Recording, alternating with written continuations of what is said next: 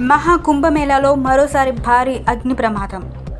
మహాకుంభమేళాలో మరోసారి అపశృతి చోటు చేసుకుంది. ప్రయాగ్రాజ్ సెక్టార్ 22లోని చట్నా ఘాట్ వద్ద మంటలు చెలరేగాయి.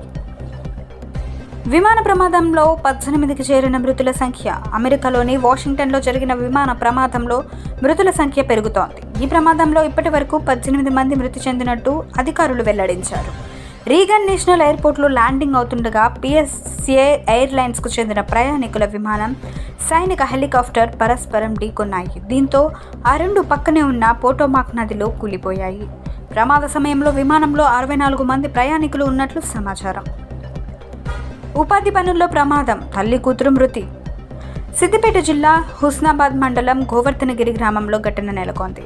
గోవర్ధనగిరి గుట్ట మీద ఉపాధి హామీ పని చేస్తుండగా బండరాళ్లు మీద పడి తల్లి కూతురు అక్కడికక్కడే మృతి చెందారు. కాగా 5గురికి తీవ్ర గాయాలయ్యాయి. సూర్యాపేట జిల్లా కేంద్రంలోని ఎస్టీ హాస్టల్లో ఫుడ్ పాయిజన్ అయ్యి 12 మంది విద్యార్థినులకు అస్వస్థత అయింది. ఓ ప్రైవేట్ ఆసుపత్రిలో చికిత్స పొందుతున్న విద్యార్థినులు. మహాకుంభమేళాలో తొక్కిసలాట, 30 మంది మృతి. మహాకుంభమేళాలో జరిగిన తొక్కిసలాటలో 30 మంది చనిపోయారు. బుధవారం రాత్రి 1:30 ఈ ఘటన జరిగింది. అనేక మంది గాయపడ్డారు. డిఐజీ వైభవ్ కృష్ణ మీడియాతో మాట్లాడుతూ, మహాకుంభమేళాలో జరిగిన తొక్కిసలాటలో 30 మంది మృతి చెందారు. వీరిలో 25 మందిని గుర్తించామని అన్నారు.